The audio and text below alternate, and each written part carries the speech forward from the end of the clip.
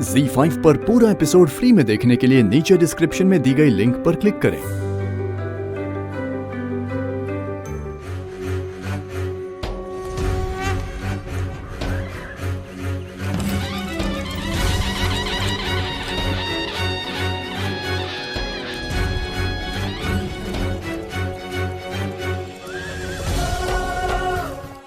तुम्हारी पाठशाला की व्यवस्था कैसी चल रही है? आचार्य जी, मनु,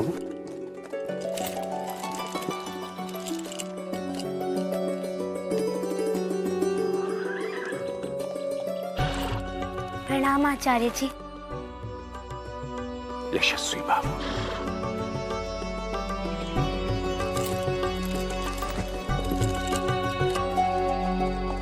शिवानंद, हम सभी दृष्टिहीन हैं। वास्तव में हमें जो दिखाई देता है वो वैसा होता नहीं है, और जो होता है उसे हमारी दृष्टि परख नहीं पाती। मैं समझा नहीं आचार्य जी। मैं भी नहीं समझा था। हमारी छबीली की हत्या का षड्यंत्र? श्रीमंत सरकार, आशंका यही है क्योंकि बग्घी का पहिया इस प्रकार से नहीं निकल सकता। सैनी साहब, आपने हमारी छबीली को मुक्तेश्वर मंदिर अकेले क्यों भेज दिया? बाजरा, उसका व्रत था। हाँ तो ठीक है, आप साथ जाती, अंगरक्षक साथ भेज देती, अगर उसे कुछ ओ बेटी।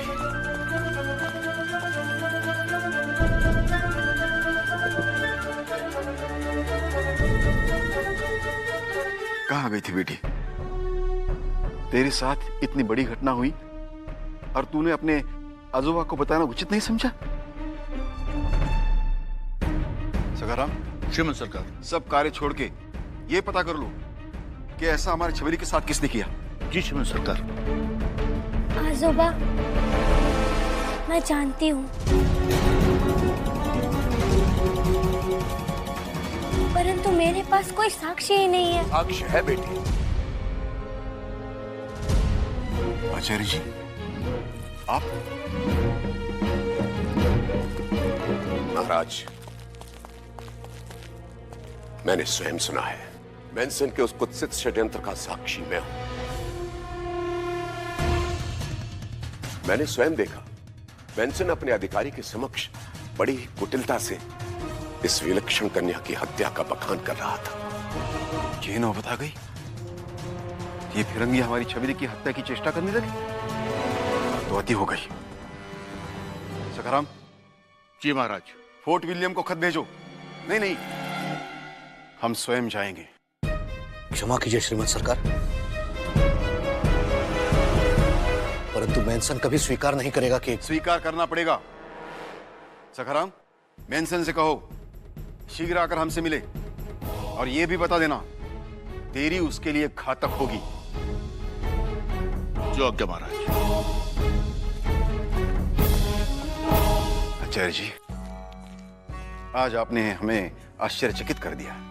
श्रीमंत, यदि घाट पर मेंसन ने अपने घृणित उद्देश्य का परिचय न दिया होता तो आज भी ये दम्भी ब्राह्मण इस साहसी बालिका के पुनीत उद्देश्य से अनभिज्ञ रह जाता, और आप पर आई घोर विपत्तियों को आपके कार्यों से जोड़कर प्रसन्न होता रहता। नहीं नहीं आचार्य जी, इसमें आपका कोई दोष नहीं है। विपत्तियां तो हर निर्वासित शासक के भाग्य में निहित है। नहीं श्रीमंत,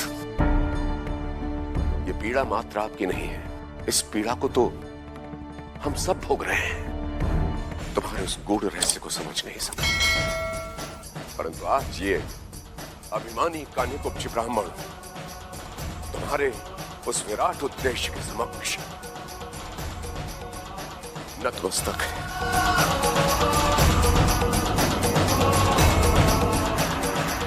पापी ना बनाइए आचार्य जी।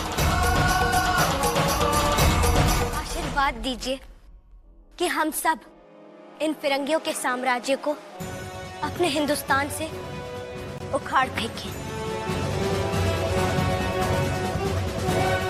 यशस्वी बाबू, विजयी भव। हम तो आपके प्यार में दीवाने हो गए। झूठ बोल रही हैं आप।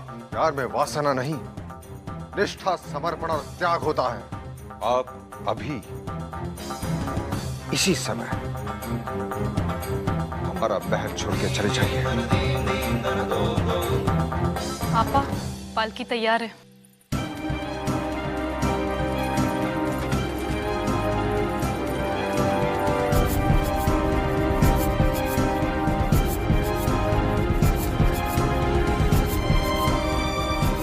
आखिरी सलाम किए बिना हम नहीं जाएंगे। आपने याद की योर मैजेस्टी? जानते हो ये कौन है? Of course, your majesty. वो आपकी नौकर की बेटी, वाली क्वीन ऑफ झांसी। नहीं, इन सबसे पहले ये हमारी छबीली है और तुमने इसकी हत्या का प्रयास किया, ये समझकर कि बाजीराव तो कायर है, क्या कर सकेगा। अगर इसे कुछ हो जाता ना तो केवल बिठूरी नहीं, कानपुर छावनी तक मिट्टी में मिला देता। ना बड़ा आरोप। आरोप नहीं, सच्चाई है।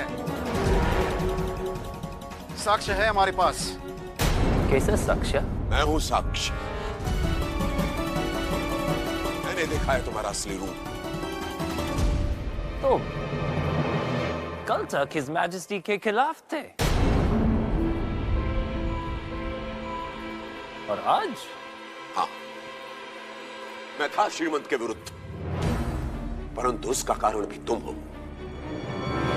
तुम लोग हमें आपस में बांटते हो और फिर काटते हो, परंतु अब न तो हम बटेंगे और न ही कटेंगे। योर मैजेस्टी, आप भी जानते हैं आपका सबसे बड़ा दुश्मन ये मुझ पे आपके दरबार में आरोप क्यों लगा रहा है? कहीं ऐसा तो नहीं है अपना क्राइम चुप है?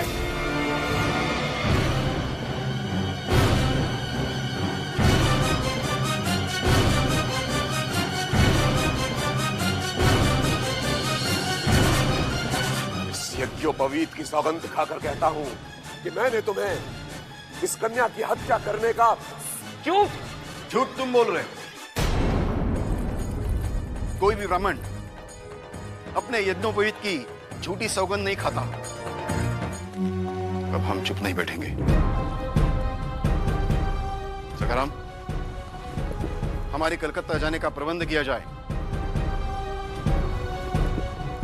क्षमा कीजिए श्रीमंत सरकार, हमारे पास साक्ष्य तो अवश्य है, परंतु ये धूर्त फिरंगी आचार्य वादरायण के कथन को कभी महत्व नहीं देंगे।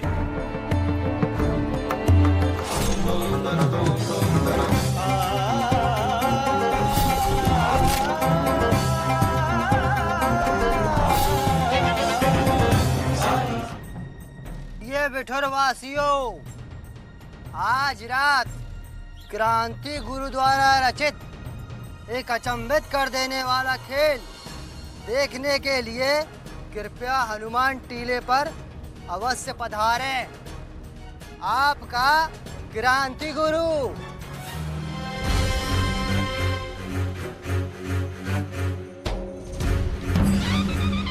चंड विकट ये मनोहर लक्ष्मी बाई है, शोले बरसेंगे अब तुझ पर तेरी शामत आई है।